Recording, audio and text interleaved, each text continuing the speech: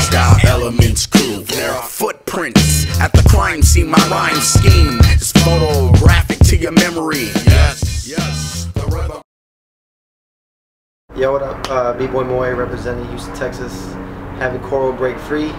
I've been breaking since like late '95, so almost 18 years now. Been trying to stay consistent, you know, since then. You know, ciphering, entering competitions from the very beginning until now. Working at trying to stay as relevant as I can in the scene and in the community, rather than complaining like everybody else. Yeah, I still remember the first time I saw Style Elements. I think it was, I want to say it was an event called Tribute to the Breakers. I may be wrong. No. Tribute to the Elements. Tribute to the Elements, yeah. Yes, Tribute to the Elements. And I think it was, yeah, Tribute to the Elements.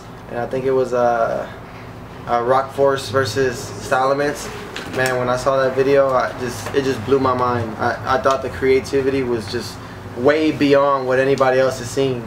And you know, coming from Houston and Texas, we didn't get any of that footage. We didn't get none of that. So I don't even know how we got it. I know we got it, and once we got it, we were just, you know, just watching it every single day for probably like, you know, 3 months. You know, trying to figure out what is it that these guys do. What is it that these guys, I mean, what is it that makes these guys so special? I mean, it's really inspired my crew a lot. It inspired me a lot because I really saw the uniqueness in the crew, where you can understand that everybody was completely different. No one was like this other person in their group, and I think that's what made my crew at the time, which was Havik, because HaviKoro wasn't even together. I think that's what made us, you know, want to be really different. I remember we would argue and complain and battle each other because, you know, Maya would do this that looks similar to me, or I would look, you know, do that, and he'll just battle me, or I'll battle him just because, yo, that's my move, you know, because we knew that we couldn't be the same, you know, and that's what I think you know, what made us very different, you know, coming onto the scene, you know, in '98, '99, and you know, Style Elements had that effect on us, you know, that inspired us to be really, really different.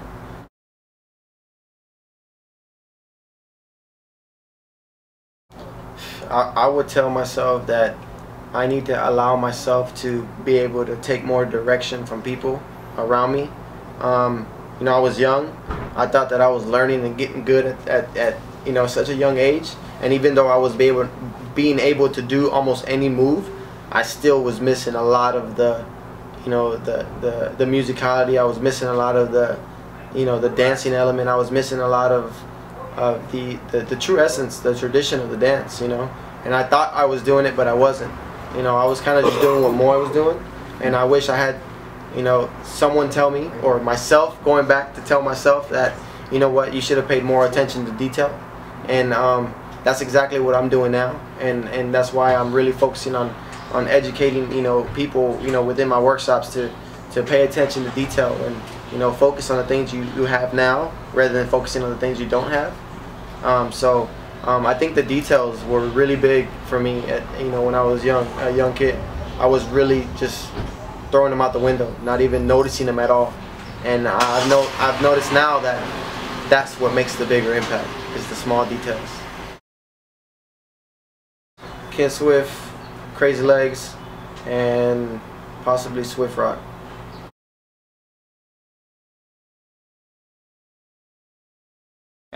Three skills B-boy should have: top rock, footwork, and power. I think that makes a complete B-boy. What the three things that B-boy should know is that they should understand and know the music, they should understand and know their environment, and they should understand and know their ego. Don't let it get out of hand. Yeah, but Break Free, you know, was established through a feeling, through a mentality. It was being able to just go anywhere, wherever, whether it was a jam, a community center, you know, out in the street bugging out with my boys. It was just to be able to just kind of just let loose and get away from the things that we're dealing with, situations that are occurring in our lives at those moments, and just being able to just have fun and, you know, share the passion that we have with others, and, you know, get away from making excuses. That's how Break Free was developed. Now Break Free has turned into, You know, I want to say an international event that happens, you know, yearly in Houston. You know, it targets, you know, international b-boys, b-girls from all over the world, and we would just want to be able to expand on that. And if you guys haven't been to a break free, we focus a lot on ciphering. I mean, the competition is a very small element of it, but we also do it right. You know, we also do it where we do like a knockout bounty, so we feel that everybody should be able to walk away with something. And we kind of created that opportunity where, you know, if you make it to top 16, you have the ability to earn something, at least what you paid at the door, you know, at the very bare minimum, and taking that back home. Because I feel, as a b-boy myself, that, you know, we deserve a lot more. And so if anybody can go out there and create these opportunities for b-boys and b-girls and young b-boys and young b-girls, you know, do it. And I think Break Free is definitely doing that with the Jam. And in 2011, we established Break Free Community Center, which is a center for youth. You know, hip-hop culture, representing positive hip-hop culture, and expanding on that through, you know, positive programming, allowing for kids, you know, young individuals to get involved passionately through their artistic realms, you know, of whatever it is, whether it be breaking, DJing, graffiti art. You know, we apply hip-hop elements, you know, at Break Free, and whatever it is, you know, MCing, whatever it is that you're passionate about, we want to help you through it and let you know that you are able to be this person that you want to be through your art, regardless of the things that people say, regardless of the things the media says. Because I've been able to do it, and I think so can everybody else. It's just about the people we surround ourselves with. And you know, I'm very passionate about, you know, promoting that, you know, your circle is you. So the circle that you're hanging with, you got to be very cautious and very careful of what they're doing, because if it's not you, you need to step yourself out and get away from that circle, because they're gonna hinder you from getting ahead. And Break Free is really big on promoting that positive side of all of the hip hop, you know, culture and breaking or whatever it is that, you know, that you guys want to see it as. But Break Free is just a positive outlet for youth around the world. You know what? I think everyone's always complaining about those issues and those generation issues, and the young kids don't listen, and they got the YouTube thing and blah blah blah. But honestly, you can't relive a generation. So, you know, in your mind, you can always go back there. But we're living in today, and for the b-boys that would be like, you know what? I wish I was in the mid-90s because this wasn't happening and people didn't care about the prize money. Well, if you're thinking that way too much, then find a solution for today. And if you're not finding the solution for today, then you're excluding yourself to contributing something very positive for your community. And you're being very self-centered and egotistical in your own way, that you're not being creative enough to create something better for this generation. And I'm all about creating better things for this generation, because it's not about me.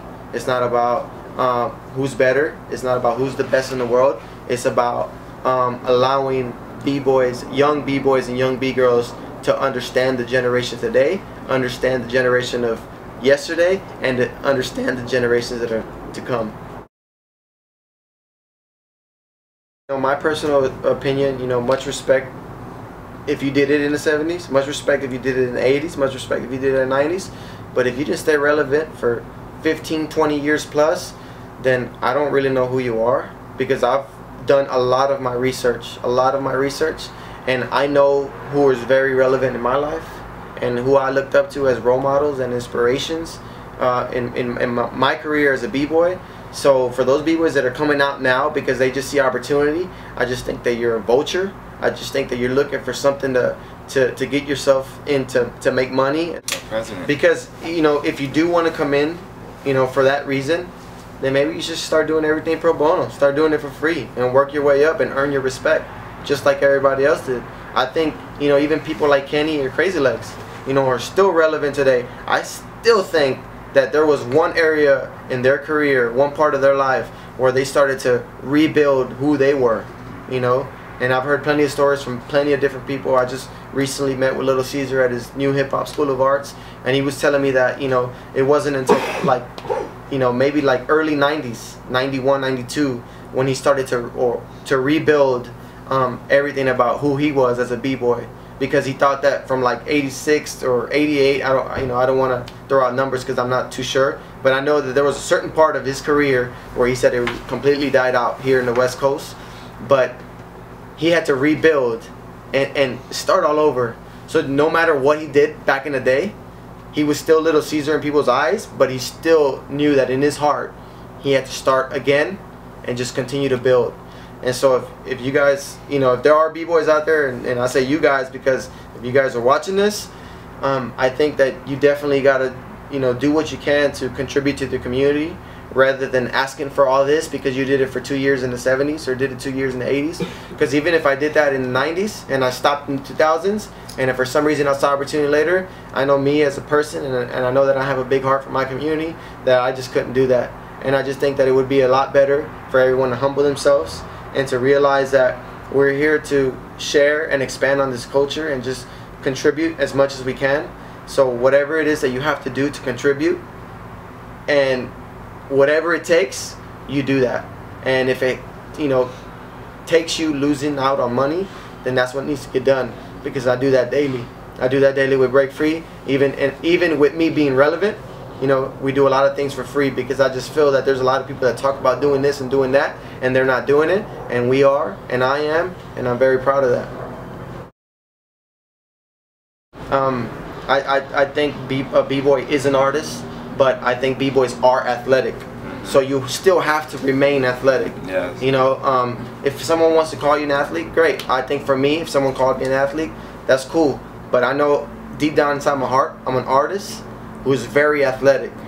And even for those athletes, they still have to be very artistic. So it can go both ways, and whatever it is that they're passionate about.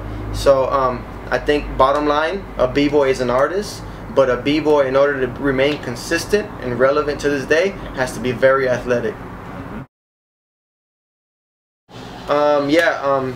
For 2013, we, as you can see, we've partnered up with Monster Energy, and we've, that's been a big blessing, because I think that, nowadays a lot of people really hate on the corporate, scene or whatever, but I think if they're giving b-boys who are still relevant in their community and are still considered dope artists, then I'd rather be them, to take this mainstream world to a whole nother level, to understand the corporate and the underground establishment connection together of both worlds.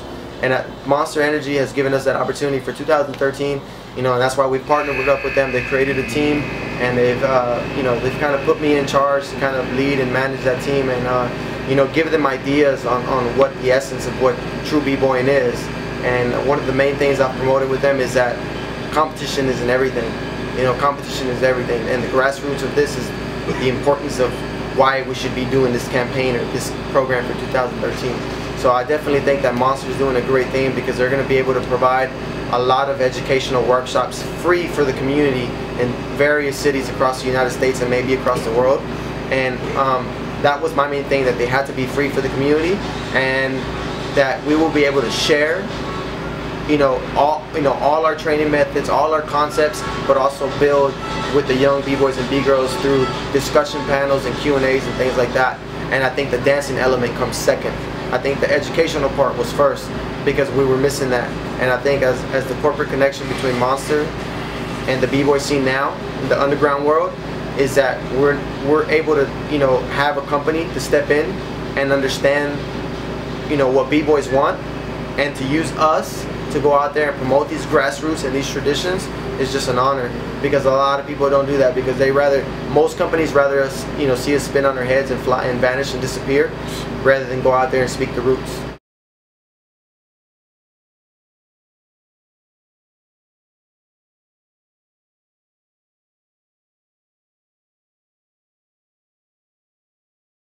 Cypher.